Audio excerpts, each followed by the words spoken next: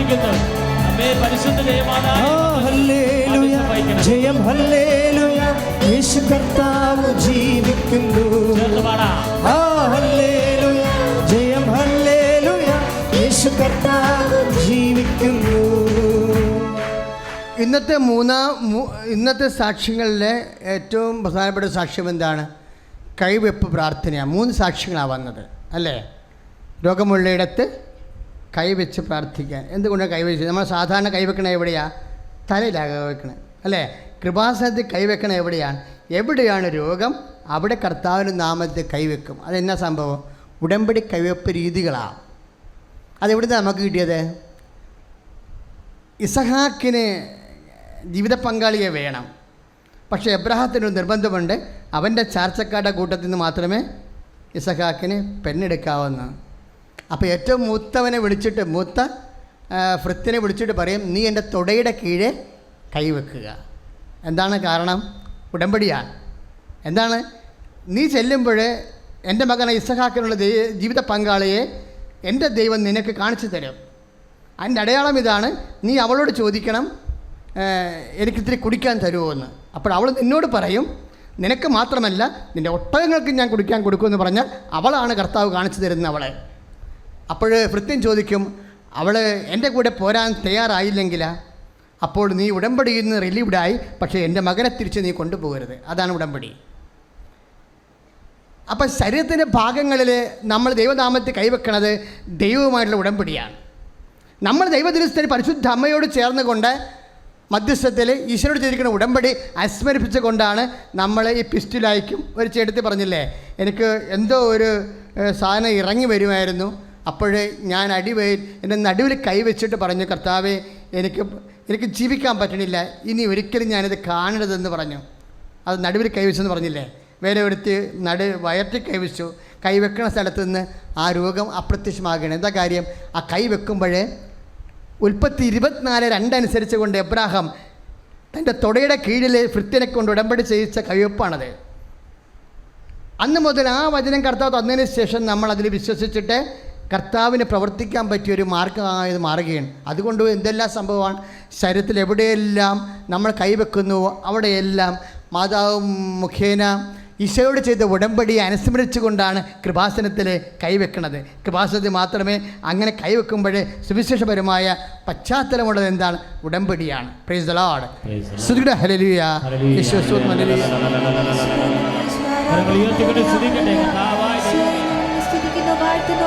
പ്രാർത്ഥനയെ സമർപ്പിച്ച് പ്രാർത്ഥിക്കുന്നു.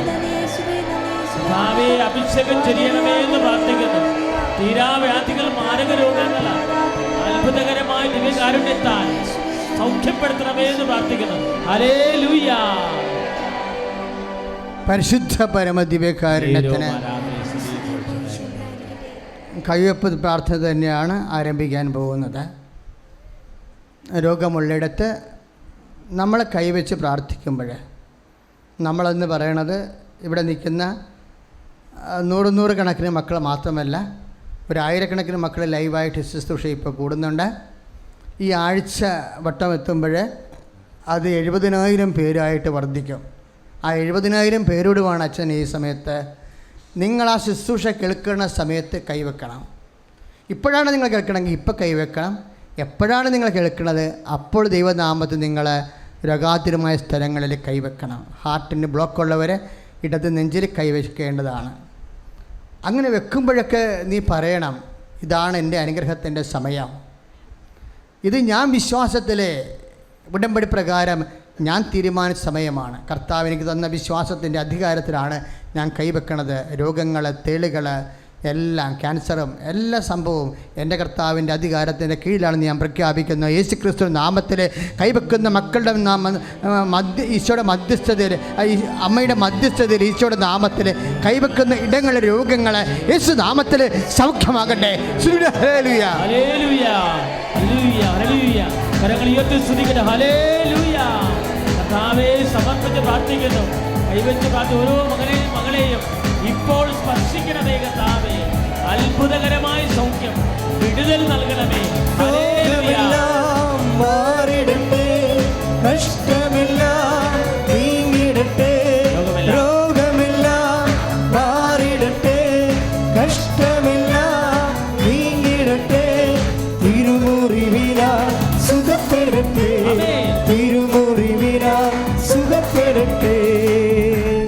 ഇന്നത്തെ സാക്ഷ്യത്തിലുള്ളതാണ് ഉടമ്പടി എടുത്ത് ഉടമ്പടി തൈലം തേച്ചപ്പോൾ ക്രിയാറ്റിൻ നോർമലായെന്നല്ലേ.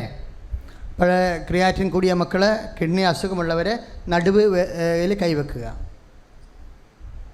നടുവിൽ കൈവെക്കുക. കിഡ്നിക്ക് എന്തെങ്കിലും വീക്കമുള്ളവർ, കല്ലുള്ളവർ, ക്രിയാറ്റിൻ കൂടുതലുള്ളവർ നടുവിൽ കൈവെക്കുക. അധികാരത്തോടെ എല്ലാ അധികാരവും എനിക്ക് നൽകപ്പെട്ടിരിക്കുന്നുവെന്നാണ് ഈശോ പറഞ്ഞത്. എന്നിട്ട് ആ അധികാരം സുവിശേഷ പ്രവർത്തകർക്ക് കൈമാറി. നീ കൃപാസനത്തിൻ്റെ പത്രം ആത്മരക്ഷയ്ക്ക് വേണ്ടി വിതരണം ചെയ്യുമ്പോൾ കർത്താവിൻ്റെ സുവിശേഷ പ്രവർത്തകനായി നീ മാറുകയാണ്, പ്രവർത്തകയായി. അപ്പോൾ അധികാരം നിന്നിലേക്ക് കൈമാറിയിരിക്കുകയാണ്. ശ്രുതികട ഹല്ലേലൂയ. കർത്താവ് യേശു ക്രിസ്തുവേ, ഇതിൻ്റെ ഉന്നതമായ നാമത്തിൽ, കർത്താവിൻ്റെ ഉന്നതമായ നാമത്തിൽ സഭയുടെ അധികാരത്തിൽ, കുരിശിൻ്റെ അടയാളത്തിൽ കൈവെക്കുന്ന ഇടങ്ങളിൽ രോഗങ്ങൾ യേശുനാമത്തിൽ സൗഖ്യമാകട്ടെ. ഹല്ലേലൂയ. ഹല്ലേലൂയ. ഹല്ലേലൂയ. ഹല്ലേലൂയ. കർത്താവേ, സ്പർശിക്കണമേ എന്ന് പ്രാർത്ഥിക്കുന്നു, സൗഖ്യപ്പെടുത്തണമേ എന്ന് പ്രാർത്ഥിക്കുന്നു.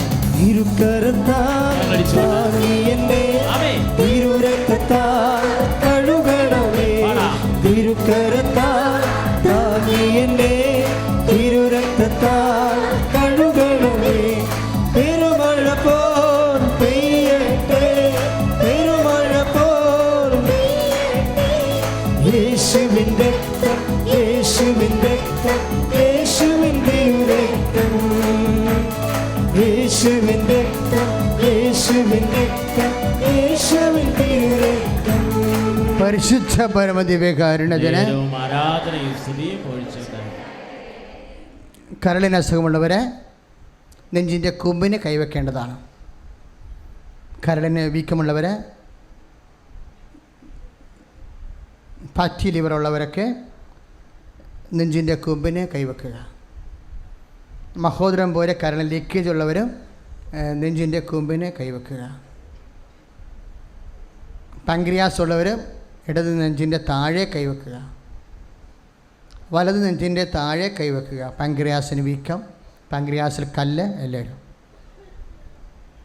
തൈറോയിഡ് ഉള്ളവർ, ടോൺസൈറ്റ് രോഗങ്ങളുള്ളവർ, സ്പോണ്ടിലോസിസ് രോഗമുള്ളവർ കഴുത്തിൽ ഈശോ നാമത്തിൽ കൈവെക്കുക. ശിരോരോഗങ്ങളുള്ളവർ, കണ്ണിലെ കാഴ്ചക്കുറവ്, ചെവിയുടെ കേൾവിക്കുറവ്, പല്ലുവേദനകൾ, മോണപ്പഴുപ്പ്, വായുനാറ്റം, തലയ്ക്ക് പുകച്ചിൽ, തലച്ചോറിന് മരവിപ്പ്, അതുപോലെ തന്നെ തലച്ചോറിൽ സൂക്ഷ്മ ഞരമ്പുകൾക്ക് ബ്ലോക്ക്, അങ്ങനെയുള്ളവരെ ശിരസ്സിൽ കൈവെക്കുക. വെറുതെ വെച്ചാൽ പോരാ, അച്ഛൻ പറഞ്ഞു തരാം അതിൻ്റെ രീതികൾ, പ്രാർത്ഥനകൾ. പിന്നെ പഠിക്കാനുള്ളവരെ, ചിലർക്ക് മാത്സ് മനസ്സിലാകണില്ല, ചില ആൾക്കാർക്ക് ഇംഗ്ലീഷ് മനസ്സിലാകണില്ല. ഭാഷയുടെ ബ്രെയിനും അതെല്ലാം ഇടതുവശത്ത് ബ്രെയിനിൻ്റെ അവിടെ തലയുടെ ഇടതുഭാഗത്ത് കൈവെക്കേണ്ടതാണ്. ഓർമ്മക്കുറവുള്ളവരെ, മാനസിക രോഗമുള്ളവരൊക്കെ എല്ലാം ശിരസ്സിൽ കൈവെക്കേണ്ടതാണ്.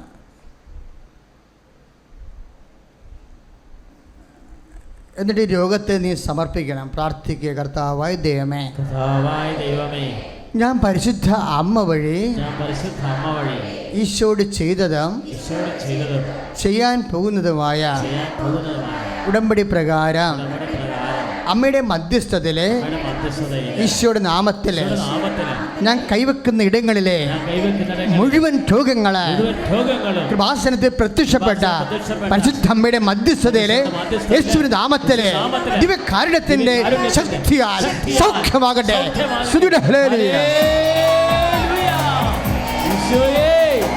കൈവച്ച് പ്രാർത്ഥിച്ച ഓരോ മേഖലകളും, ഓരോ രോഗങ്ങളും, ദുരിതങ്ങളും, മാരക രോഗങ്ങളും സൗഖ്യപ്പെടുത്തണമേ, തത്സമയം സൗഖ്യപ്പെടുത്തണമേ. എൻ്റെ പേര് രഹന, ഇതെൻ്റെ ഭർത്താവ് ശ്രീകാന്ത്, മകൾ ഗോപിക. ഞങ്ങൾ ആലുവയിൽ നിന്ന് വരുന്നു. അമ്മയ്ക്കും തിരുക്കുമാരനും 1000 നന്ദി ഞങ്ങളുടെ കുടുംബത്തെ ഇവിടെ നിർത്തിയതിന്. 2024 ഏപ്രിൽ 24 ആദ്യമായിട്ട് ഉടമ്പടി എടുക്കുന്നത്. അത് ഭർത്താവിൻ്റെ ജോലി സംബന്ധമായ കാര്യത്തിന് വേണ്ടിയിട്ടായിരുന്നു. അദ്ദേഹത്തിൻ്റെ ജോലി നഷ്ടപ്പെട്ടിരിക്കുന്നൊരവസ്ഥയിലാണ് ഞാനിവിടെ വന്ന് ഉടമ്പടി എടുക്കുന്നത്. ഉടമ്പടി എടുത്തതിന് ശേഷം ഉടമ്പടി വസ്തുക്കൾ, തൈലവും ഉപ്പും ഭക്ഷണത്തിൽ കൊടുക്കുകയും തൈലം ദിവസവും നെറ്റിയിൽ ചാർത്തി പ്രാർത്ഥിക്കുകയും അതുപോലെ പ്രഭാത പ്രാർത്ഥനയും സായാഹ്ന പ്രാർത്ഥനയും കൃത്യമായിട്ട് നിർവഹിക്കുകയും ചെയ്തു. അതിൻ്റെ ഫലമായിട്ട് അദ്ദേഹത്തിൻ്റെ ജോലി ഒരു 6 മാസങ്ങൾക്ക് ശേഷം തിരികെ ലഭിക്കുകയും അദ്ദേഹത്തിനുണ്ടായിരുന്ന ദുശീലങ്ങളെല്ലാം പൂർണ്ണമായിട്ടും മാറാൻ മാതാവും തിരുക്കുമാരനും സഹായിക്കുകയും ചെയ്തു. അദ്ദേഹം മദ്യപാനത്തിനും പുകവലിക്കും അടിമയായിരുന്നു. അദ്ദേഹത്തിന് ജോലി നഷ്ടപ്പെടുന്നത് 2023 ഒക്ടോബറിലാണ് അദ്ദേഹത്തിൻ്റെ ജോലി നഷ്ടപ്പെടുന്നത്. ജോലി നഷ്ടപ്പെട്ട് 3-4 മാസം നമ്മൾ വളരെയധികം സ്ട്രഗിൾ ചെയ്തിരുന്ന സമയത്ത് അദ്ദേഹത്തിന് ജോലി നഷ്ടപ്പെടുന്നത് അദ്ദേഹം ജോലിയിൽ മീൻസ് ഈ മദ്യപാനം ഉള്ളത് കൊണ്ട് തന്നെ കൃത്യമായിട്ട് ജോലിയിൽ ചില സമയത്ത് പോകാറുണ്ടായിരുന്നില്ല. അതിൻ്റെ ഭാഗമായിട്ടാണ് അദ്ദേഹത്തിന് ജോലി നഷ്ടപ്പെടുന്നത്. ജോലി നഷ്ടപ്പെട്ട് ഒരു 3-4 മാസം വളരെ സ്ട്രഗിൾ ചെയ്തു. കാരണം കൃപാസനത്തെക്കുറിച്ചെല്ലാം ഞാൻ നേരത്തെ കേട്ടിട്ടുണ്ടെങ്കിലും ഇങ്ങോട്ട് വരാനോ അല്ലെങ്കിൽ എൻ്റെ കയ്യിൽ കിട്ടുന്ന പത്രം തുറന്നു നോക്കാൻ പോലും ഞാൻ ശ്രമിച്ചിട്ടുണ്ടായിരുന്നില്ല. പക്ഷേ ജപമാല ഞാൻ എല്ലാ ദിവസവും ചൊല്ലുമായിരുന്നു. അങ്ങനെ വളരെ ബുദ്ധിമുട്ട് നിൽക്കുന്ന സമയത്ത്, അതായത് ഇനി അങ്ങോട്ട് മുമ്പോട്ടൊരു ജീവിതമില്ല എന്ന് തീരുമാനിച്ച ഒരു സമയത്താണ് ആകസ്മികമായിട്ട് എൻ്റെ മൊബൈലിൽ ഒരു 23 വയസ്സുള്ള ഒരു പയ്യൻ്റെ സാക്ഷ്യം ഞാൻ കേൾക്കുന്നത്. അത് കേട്ട് കഴിയുമ്പോൾ അത് റിപ്പീറ്റഡ്ലി ഞാൻ ആ സാക്ഷ്യം കേട്ടു. അതെവിടെയോ എനിക്ക് സ്ട്രൈക്ക് ചെയ്തു. പിന്നീട് ഞാൻ മൊബൈലിൽ കൂടുതലായിട്ട് ഇതിനെക്കുറിച്ച് നോക്കുകയും കൃപാസനത്തെക്കുറിച്ച് അറിയാൻ ശ്രമിക്കുകയും അതിനെക്കുറിച്ച് എന്നോട് ആദ്യം പറഞ്ഞിരുന്നവരോട് ഞാൻ കോൺടാക്റ്റ് ചെയ്ത് ഇതെങ്ങനെയാണ് ഉടമ്പടി എടുക്കുന്നത് എന്നെല്ലാം കൃത്യമായിട്ട് അറിയുകയും ഏപ്രിൽ 22 2024 ഏപ്രിൽ 22 ഓൺലൈനിൽ ഞാൻ ഉടമ്പടി എടുത്തു. പക്ഷേ 22 ഓൺലൈൻ ഉടമ്പടി എടുത്തതിന് ശേഷം അന്ന് രാത്രി ഞാൻ പ്രാർത്ഥിച്ചു. 23 രാവിലെയും പ്രാർത്ഥിച്ചതിന് ശേഷം എനിക്ക് ഒട്ടും പറ്റുന്നില്ല, എങ്ങനെയും ഇവിടെ വന്ന് ഉടമ്പടി എടുക്കണമെന്നുള്ളത്. അപ്പം ഞാൻ മകളോട് പറഞ്ഞു, നാളെ നമുക്ക് ഉടമ്പടി എടുക്കാം, കൃപാസനത്തിൽ പോകാം. ഇങ്ങോട്ടുള്ള വഴി പോലും എനിക്കറിയില്ല. അപ്പം ഞാൻ എൻ്റെ അമ്മയോട് ചോദിച്ചപ്പോൾ അമ്മ പറഞ്ഞത് ആലുവയിൽ നിന്ന് ബസ് കയറിയാൽ മതി, ആ ബസ്സിൽ നിനക്ക് ആരെങ്കിലും ഉണ്ടാവും വഴികാട്ടിയായിട്ടെന്ന്. അങ്ങനെ പക്ഷേ ബസ്സിൽ കയറിയിരുന്നപ്പോൾ തന്നെ എൻ്റെ അടുത്ത് 2 സ്റ്റോപ്പിന് ശേഷം ഒരു അമ്മയും അവരുടെ മകനും വന്നിരുന്നു. അവരെങ്ങോട്ടാണെന്ന് ചോദിച്ചപ്പോൾ കൃപാസനത്തിലേക്കാണ്. അവരവരുടെ പ്രശ്നവും ഞാൻ എൻ്റെ പ്രശ്നവും പറഞ്ഞ ഉടനെ അവരെന്നോട് പറഞ്ഞത് ഇനി വിഷമിക്കേണ്ടി വരില്ല, കാരണം അമ്മയെ ഏൽപ്പിച്ചോളൂ എല്ലാം എന്നാണ്. അങ്ങനെ ഞാൻ ഇവിടെ വന്ന് അതുവരെയും ഇല്ലാത്ത ഒരു കരച്ചിലായിരുന്നു ഞാനിവിടെ നിന്ന് കരഞ്ഞത്. പക്ഷെ ഇന്ന് ഞാനിവിടെ നിൽക്കുന്നത് അതിലേറെ സന്തോഷത്തോടു കൂടിയാണ്. അന്ന് കരഞ്ഞ കരച്ചിൽ പിന്നെ എനിക്ക് സങ്കടപ്പെട്ട് കരയേണ്ടി വന്നിട്ടില്ല. മാതാവും തിരുക്കുമാരനും അതിനെനിക്ക് ഇടവരുത്തിയിട്ടില്ല. എല്ലാ ദിവസവും ഞാൻ ഉടമ്പടി വസ്തുക്കൾ ഉപയോഗിക്കുകയും കൃത്യമായിട്ട് ഉപയോഗിക്കുകയും പ്രാർത്ഥിക്കുകയും ചെയ്തു. പതിയെ എൻ്റെ ഭർത്താവിൽ മാറ്റങ്ങൾ സംഭവിച്ചു.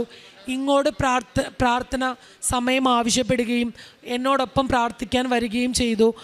അങ്ങനെ ഒരു ഓഗസ്റ്റ് മാസം എൻ്റെ പുതുക്കേണ്ട സമയത്ത് ഞങ്ങൾക്ക് സാമ്പത്തികമായിട്ട് ഒരുപാട് പ്രശ്നങ്ങളുണ്ടായിരുന്നു. ഒരു ദിവസം ഇദ്ദേഹം എന്നോട് ചോദിച്ചു, ഞാനും ഉടമ്പടി എടുത്താൽ എന്തായിരിക്കും? അപ്പം ഞാൻ പറഞ്ഞു വളരെ നല്ലതായിരിക്കും, കാരണം മാറ്റങ്ങളുണ്ടാവും. ഇപ്പം തന്നെ ഒരുപാട് മാറ്റം നമ്മുടെ ജീവിതത്തിൽ സംഭവിച്ചില്ലേ. അങ്ങനെ ഓഗസ്റ്റ് 24 ഞാനും അദ്ദേഹവും കൂടി വന്ന് ഇവിടെ ഉടമ്പടി അദ്ദേഹം എടുക്കുകയും ഇതിപ്പോൾ എൻ്റെ 4ാമത്തെ പുതുക്കലും അദ്ദേഹത്തിൻ്റെ 2ാമത്തെ പുതുക്കലുമാണ്. ആ ജോലി കാരണം നമുക്ക് തിരിച്ച് കിട്ടില്ല എന്ന് പ്രതീക്ഷിച്ച ജോലിയാണ്. അദ്ദേഹത്തിന് എല്ലാ ദിവസവും നമ്മൾ ഭക്ഷണത്തിൽ ഉപ്പ് കൊടുക്കുമായിരുന്നു. അതോടുകൂടി പല രീതിയിലുള്ള വ്യത്യാസങ്ങൾ അദ്ദേഹത്തിൻ്റെ വ്യക്തിപരമായ ജീവിതത്തിലും അത് എൻ്റെ ജീവിതത്തിലും ഉണ്ടായിട്ടുണ്ട്. ഞാനും ഉപ്പിട്ട് ഭക്ഷണം കഴിക്കുകയും ഇതെല്ലാം ചെയ്ത് ഞാൻ ഭയങ്കര ഷോർട്ട് ടെമ്പേർഡായിരുന്നു. പൂർണ്ണമായിട്ടല്ലെങ്കിൽ പോലും വളരെയധികം അത് കുറഞ്ഞിട്ടുണ്ട്. പിന്നെ അതോടൊപ്പം എനിക്ക് ആരോടെങ്കിലും ഒരു ദേഷ്യം തോന്നിക്കഴിഞ്ഞാൽ ഞാൻ സംസാരിക്കില്ലായിരുന്നു അവരോട്. പക്ഷേ ഇപ്പോൾ എത്ര ദേഷ്യം എൻ്റെ ഉള്ളിലുണ്ടെങ്കിലും അവരുടെ മുഖത്ത് നോക്കി ഒരു ചിരിയെങ്കിലും ചിരിക്കാനായിട്ട് എനിക്കിപ്പോൾ സാധിക്കും. പിന്നെ അദ്ദേഹത്തിന് ജോലി കിട്ടി. അതിനുശേഷം കാരണം നമുക്ക് ജോലിക്ക് പ്രതീക്ഷ ഉണ്ടായിരുന്നില്ല. സ്വന്തമായിട്ട് അദ്ദേഹം സ്ഥാപനം തുടങ്ങി, പക്ഷെ അതും സക്സസ് ആയിരുന്നില്ല. അങ്ങനെ ജോലിക്ക് അദ്ദേഹത്തിന് അതിൻ്റെ ഇടയ്ക്ക് ഓഗസ്റ്റ് 24 സെപ്റ്റംബർ 30 ഇന്നൊരു വർഷം തികയാണ്. അദ്ദേഹത്തിന് അന്ന് സെപ്റ്റംബർ 30 രാവിലെ അറ്റാക്ക് വരികയും നമ്മൾ തൊട്ടടുത്ത ഹോസ്പിറ്റലിൽ അവിടെയും ദൈവം പ്രവർത്തിച്ചു. കാരണം നമ്മൾ ഹോസ്പിറ്റലിൽ കൊണ്ടുപോയി കഴിഞ്ഞപ്പോൾ ഡോക്ടർ പറഞ്ഞത് കുഴപ്പമൊന്നുമില്ല, ഇത് ഗ്യാസിൻ്റെ പ്രശ്നമാണ്, നിങ്ങൾ വീട്ടിൽ പോയിക്കോളൂ എന്ന് പറഞ്ഞു. ഒരു 1.5 മണിക്കൂർ ഒബ്സർവേഷൻ നിർത്തിയിട്ട് അവർ തിരിച്ച് വീട്ടിലേക്ക് പോകാൻ നിൽക്കുമ്പോഴാണ് ഞങ്ങൾ നോക്കിയ സീനിയർ ഡോക്ടർ, ഇതിക്ക് മുമ്പ് ഒരു ചെറിയ പ്രശ്നം വന്ന് നമ്മൾ പോയിട്ടുണ്ടായിരുന്നു. അപ്പം നമ്മൾ ഡോക്ടറെ കണ്ട് പോരാമെന്ന രീതിയിൽ നിൽക്കുമ്പോഴാണ് സീനിയർ ഡോക്ടർ അവിടെ വരുന്നു. സീനിയർ ഡോക്ടർ വന്നപ്പോൾ പുള്ളി ബെഡിൽ കിടന്ന് ഞെരിപിരി കൊള്ളുകയാണ്. അദ്ദേഹത്തിന് വേദനയ്ക്ക് ഒരു കുറവുമില്ല. അപ്പോൾ വേഗം ഡോക്ടർ വന്നിട്ട് ചോദിച്ചു എന്താ പ്രശ്നം എന്ന് ചോദിച്ചപ്പോൾ ഞാൻ പറഞ്ഞു ഇങ്ങനെ പ്രശ്നം പറയുന്നുണ്ട്, ആൾക്ക് ഒട്ടും കുറവില്ല, ഇഞ്ചക്ഷനൊക്കെ എടുത്തിട്ട് കുറവില്ല എന്ന് പറഞ്ഞു. അപ്പം തന്നെ ഡോക്ടർ ഒന്നുകൂടി റിപ്പീറ്റ് ECG പറഞ്ഞു. ECG പറഞ്ഞു കഴിഞ്ഞാൽ ഉടനെ തന്നെ ഡോക്ടർ പറഞ്ഞു നേരെ ആസ്റ്ററിലേക്ക് പോയിക്കോളൂ, കാരണം ആൾക്ക് അറ്റാക്കായിട്ട് ഞങ്ങൾക്കൊരു സംശയം ഉണ്ടെന്ന് പറഞ്ഞു. അങ്ങനെ ഞങ്ങൾ അപ്പോൾ തന്നെ അവർ ആംബുലൻസിൽ ഞങ്ങളെ ആസ്റ്ററിലെത്തിക്കുന്നു. അവിടെ ചെല്ലുമ്പോൾ ഇവിടെ നെഗറ്റീവായിരുന്ന എല്ലാ റിസൾട്ടുകളും ചെല്ലുമ്പോൾ പോസിറ്റീവായി, ട്രോപ്പയൊക്കെ ഹൈ ആകുന്നു, ECGയിൽ ഹൈ വേരിയേഷൻസ് വരുന്നു, നേരെ ICUയിലേക്ക് ഷിഫ്റ്റ് ചെയ്യുന്നു. അത് മാതാവിൻ്റെ ഇടപെടൽ. കാരണം 1 മണിക്കൂറിന് ശേഷം തിരിച്ച് വീട്ടിൽ പോകാനിരുന്ന് ഞങ്ങൾ ആൻജിയോപ്ലാസ്റ്റ് അവിടെ ചെല്ലുമ്പോൾ ഡോക്ടർ പറയുന്നത് നമ്മുടെ അടുത്ത് ബ്ലോക്ക് ഉണ്ട്, ആൻജിയോപ്ലാസ്റ്റ്. അങ്ങനെ ഞങ്ങൾ അതിന് ഓരോ പ്രാവശ്യം ICUയിൽ കയറുമ്പോഴും ഞാൻ ഉപ്പും തൈലം ഉപയോഗിക്കുകയും കാശരൂപം വച്ച് പ്രാർത്ഥിക്കുകയും ചെയ്തു. വേറെ പ്രശ്നങ്ങളൊന്നുമില്ലാതെ വളരെ ഭംഗിയായിട്ട് തന്നെ അതൊക്കെ കഴിയുകയും ചെയ്തു. ഞാൻ അതിനോടൊപ്പം തന്നെ ഞങ്ങളുടെ ഒപ്പം ഉണ്ടായിരുന്ന ഒരു പേഷ്യൻ്റ് ഉണ്ടായിരുന്നു. അതിന് ഒരിക്കൽ ഹാർട്ട് അറ്റാക്ക് കഴിഞ്ഞു, ആൻജിയോപ്ലാസ്റ്റ് കഴിഞ്ഞിട്ടും പിന്നീട് ഭയങ്കര ബുദ്ധിമുട്ടായിട്ട് അവരും ICUയിൽ കിടക്കുന്നുണ്ടായിരുന്നു. അവർ ഈ കാര്യം പറഞ്ഞു കഴിഞ്ഞപ്പോൾ ഞാൻ ഈ തൈലം, അവർ ICUയിൽ എന്നോടൊപ്പം കയറുമ്പോൾ ഞാൻ ഈ തൈലവും അവരുടെ കയ്യിൽ കൊടുത്തിട്ട് വച്ച് പ്രാർത്ഥിച്ചോളൂ എന്ന് പറഞ്ഞു കൊടുക്കുമായിരുന്നു. 2 ദിവസം കഴിഞ്ഞപ്പോൾ അവരെന്നോട് പറഞ്ഞത് ആ കുട്ടി സംസാരിച്ചു. കാരണം അതുവരെ സംസാരിക്കുകയോ കണ്ണു തുറക്കുകയോ ചെയ്യാതിരുന്ന കുട്ടി സംസാരിച്ചു എന്ന് പറഞ്ഞു. ഞാൻ അതിനുശേഷം പത്രം കൊടുക്കുകയും പ്രാർത്ഥനകൾ അയച്ചു കൊടുക്കുകയും ചെയ്തു. പറ്റുമെങ്കിൽ കൃപാസനത്തിൽ വന്ന് ഉടമ്പടി എടുക്കുക, അല്ലെങ്കിൽ കൃപാസനത്തിൽ ചെല്ലാൻ ഞാൻ പറഞ്ഞിരുന്നു. അതിനുശേഷം അദ്ദേഹത്തിൻ്റെ ജോലിയുടെ കാര്യം സംസാരിച്ചു. ഒക്ടോബറിൽ നമ്മൾ ഹോസ്പിറ്റലിൽ നിന്നെല്ലാം വരുന്നു. നവംബറിൽ നമുക്ക് വേണ്ടപ്പെട്ട ഒരു വ്യക്തി പറയുന്നു നമ്മുടെ സ്ഥാപനത്തിൽ അവരായിട്ടൊന്ന് സംസാരിക്കുക. കാരണം നമ്മൾ റിലേറ്റീവ്സ് തന്നെയാണ് അവർ. അപ്പോൾ ഒന്ന് സംസാരിച്ച് നോക്ക്. ചിലപ്പോൾ അതുവരെ നമുക്കൊരു ഹോപ്പ് ഉണ്ടായിരുന്നില്ല തിരിച്ച് ജോലിയിൽ പ്രവേശിക്കാൻ പറ്റുമെന്നുള്ളത്. പക്ഷേ ഇദ്ദേഹം ഇനിഷ്യേറ്റീവ് എടുത്ത് അവർ പറഞ്ഞതിൻ്റെ ഇതിൽ എൻ്റെ ഹസ്ബൻഡ് അവിടെ ചെല്ലുകയും അവിടെ ചെന്ന് അവർ അതിക്ക് മുമ്പ് ഇങ്ങനെ സംസാരിച്ചിട്ടുണ്ടെന്ന് ജോലി പോയതൊന്നിനെക്കുറിച്ച് ഒന്നും സംസാരിക്കാതെ വളരെ സ്നേഹത്തോടെ സംസാരിക്കുകയും നമുക്ക് നോക്കാം, തിരിച്ച് ഓഫീസിലേക്ക് വരുന്ന കാര്യം നോക്കാമെന്ന് പറഞ്ഞ് ഒരാഴ്ചയ്ക്ക് ശേഷം ഞങ്ങളെ കുടുംബമായിട്ട് അവരുടെ വീട്ടിലേക്ക് വിളിക്കുകയും അടുത്ത ദിവസം തന്നെ അദ്ദേഹത്തെ ജോലിയിൽ പ്രവേശിപ്പിക്കുകയും ഇപ്പോൾ അദ്ദേഹം ആ സ്ഥാപനത്തിൽ തന്നെ, ഇവിടെ നിന്നാണോ അദ്ദേഹം ഇറങ്ങിയത്, ആ സ്ഥാപനത്തിൽ തന്നെ അദ്ദേഹം ജോലി ചെയ്യുകയാണ്.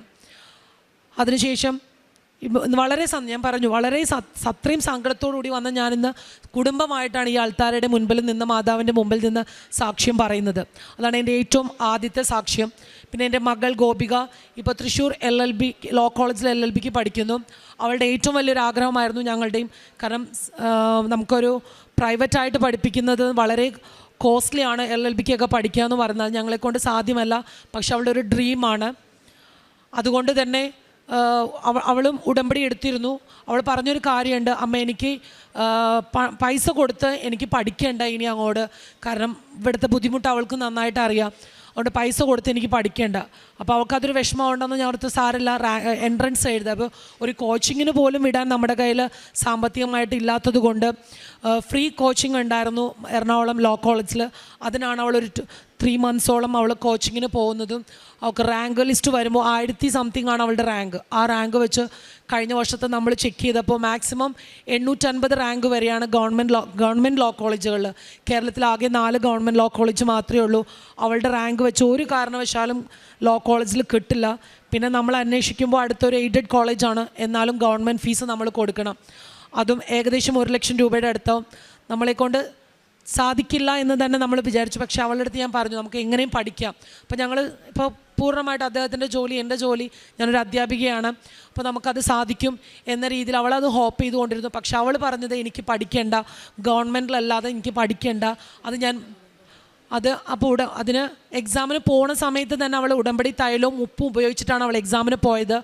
അപ്പോൾ 1200 റാങ്ക് വന്നപ്പോൾ അവൾക്കൊരു വിഷമം ഉണ്ടായിരുന്നു. പക്ഷേ ഞാൻ പറഞ്ഞു നീ മാതാവിൽ ഉടമ്പടി വെച്ചിട്ടുണ്ടല്ലോ, സാരല്ല, മാതാവ് അത് നോക്കും, നിന്നെക്കുറിച്ചൊരു പദ്ധതി ഉണ്ടാവും, അതായിരിക്കും മാതാവ് നടത്തുക എന്നുള്ളത്.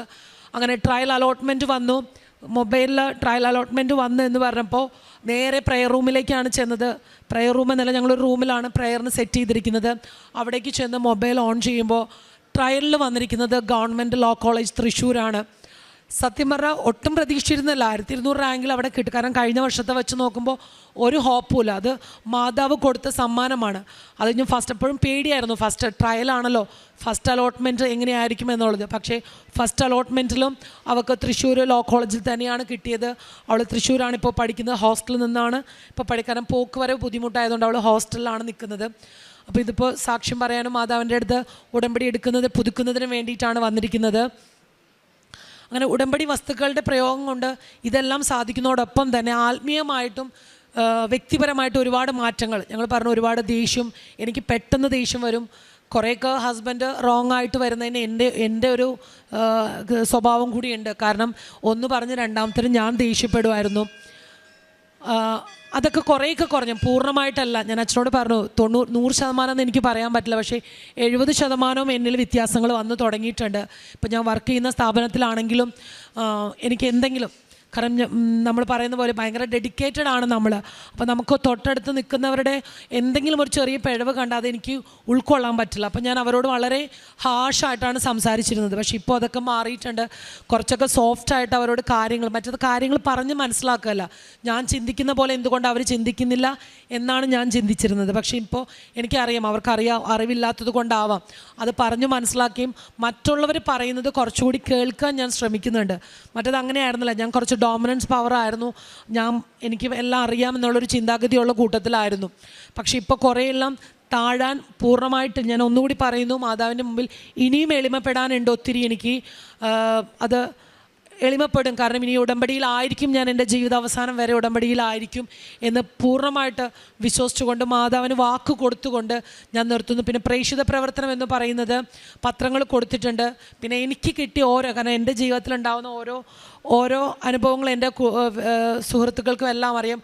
അതുകൊണ്ട് അതിൽ എനിക്ക് കിട്ടിയ ഓരോ അനുഭവങ്ങളും ഞാൻ അവരോട് പറയുകയും അതുവഴി എൻ്റെ സുഹൃത്തുക്കൾ ഇവിടെ വന്ന് ഉടമ്പടി എടുക്കുകയും ഈ സാക്ഷ്യങ്ങൾ കേൾക്കുന്നതിനും അല്ലെങ്കിൽ ഈ പ്രാർത്ഥനയിലാവാനും എനിക്ക് സാധിച്ചിട്ടുണ്ട്. ഇപ്പം ഞാൻ കൃപാസനത്തിലേക്ക് വരുന്നു എന്ന് പറയുമ്പോൾ തന്നെ പത്രവും ഉപ്പൊക്കെ എന്നോട് ചോദിക്കുന്ന സുഹൃത്തുക്കളാണ് എനിക്ക് ചുറ്റുമുള്ളത്. അതോടൊപ്പം തന്നെ കാരുണ്യപ്രവർത്തികൾ ഒത്തിരി എനിക്ക് ചെയ്തിട്ടില്ല, കാരണം അത്രയും സാമ്പത്തിക ബുദ്ധിമുട്ടിൽ കൂടിയാണ് ഞാൻ കടന്നു വന്നത്.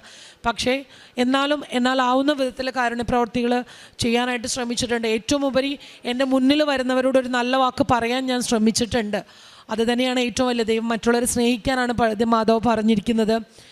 അതുപോലെ ബൈബിൾ വായന, എനിക്കിപ്പോൾ ബൈബിൾ ഒരു ദിവസം, എനിക്കൊരു ദിവസം സമയം കിട്ടിക്കഴിഞ്ഞാൽ ഒത്തിരി ലൂസ് ടോക്കിനായിരുന്നു ഞാൻ ശ്രമിച്ചിരുന്നത്. കാരണം ചുമ്മാ ഗോസിപ്പും അതുപോലെ സംസാരിക്കാനാണ് ഞാൻ സമയം ചിലവഴിച്ചിരുന്നത്. പക്ഷേ ഇപ്പോൾ എനിക്ക് ബൈബിൾ വായിക്കാൻ ഞാൻ ആപ്പ് ഡൗൺലോഡ് ചെയ്തിട്ടുണ്ട്. ആ ബസ്സിലാണെങ്കിലും ഒരു സീറ്റ് കിട്ടിക്കഴിഞ്ഞാൽ ഞാൻ ഉടനെ മൊബൈൽ ഓൺ ചെയ്ത് ബൈബിൾ വായിക്കുകയാണ് ചെയ്യുന്നത്.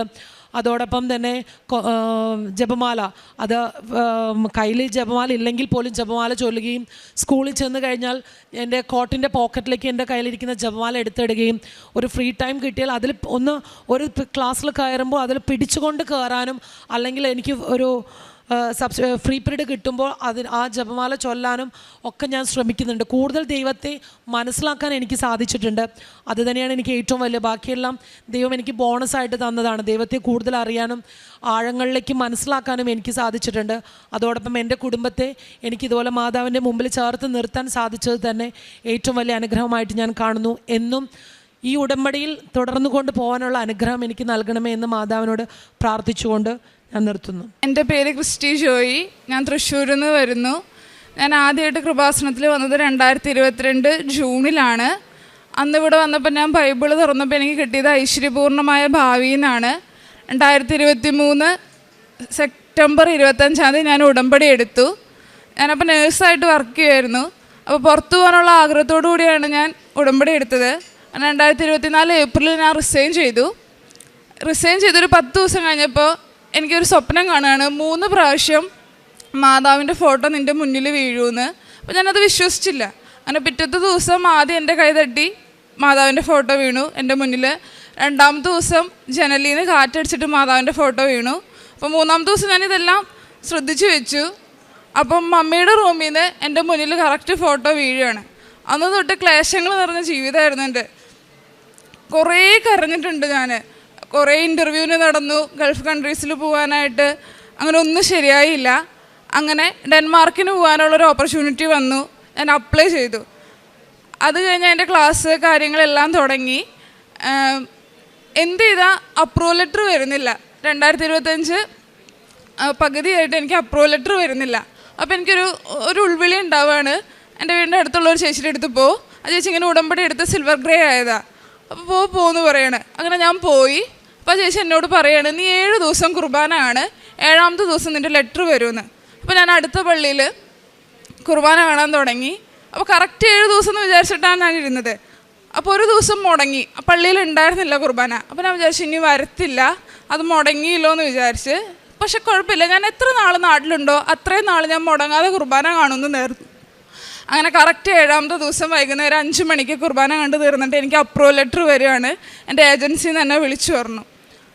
അത് കഴിഞ്ഞ് മെയ് 24 ഞാൻ അടുത്ത സ്വപ്നം കാണുകയാണ്, 33 എന്നുള്ള നമ്പർ, വെളുപ്പിന് 3 മണിക്ക്. ആ സ്വപ്നം കണ്ട് ഞാൻ മറന്നുപോയി. രാവിലെ കുർബാന കൂടുമ്പോൾ ഇങ്ങനെ തമ്പുരാൻ്റെ മുഖത്ത് നോക്കുമ്പോൾ ഈ 33, തമ്പുരാൻ മരിച്ചത് 33ാമത്തെ വയസ്സിലാണെന്നൊരു ഉൾവിളി എനിക്ക് ഉണ്ടാവുക. അപ്പം ഞാൻ അമ്മയോട് വന്ന് പറഞ്ഞു. അപ്പം അമ്മ പറഞ്ഞു, ഇന്ന് തൊട്ട് 33 നീ എണ്ണെന്ന് പറഞ്ഞു. അങ്ങനെ ഞാൻ എണ്ണി. ജൂൺ 25 ഈ 33 എന്നുള്ളത് ഇത് അവസാനിക്കണത്. അങ്ങനെ ജൂൺ 10 വിസയ്ക്ക് വെച്ചു. അപ്പോൾ സെയിം എൻ്റെ ഏജൻസിയിൽ നിന്ന് തന്നെ ഒരു കൊച്ചിനെ ഞാൻ അവിടെ വെച്ച് പരിചയപ്പെട്ടു.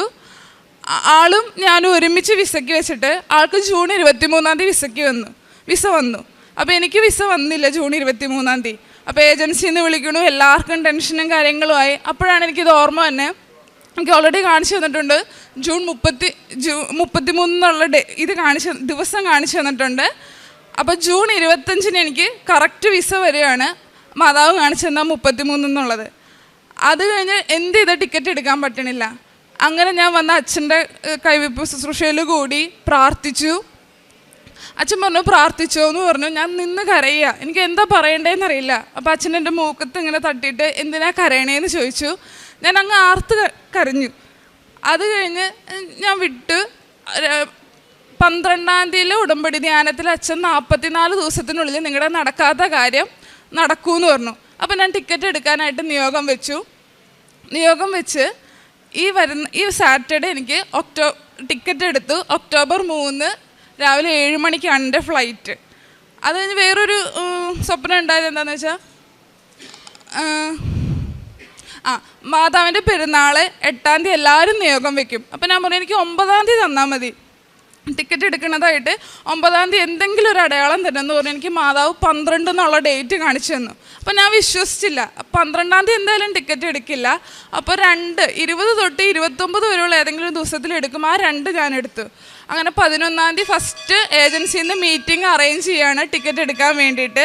11-ാം തീയതി രാവിലെ ആദ്യം 11 മണിക്ക് വെച്ചു, അത് പിന്നെ 4 മണിക്കാക്കി, പിന്നെ രാത്രി 10 മണിക്കാക്കി. അന്ന് ആ മീറ്റിംഗ് നടന്നില്ല.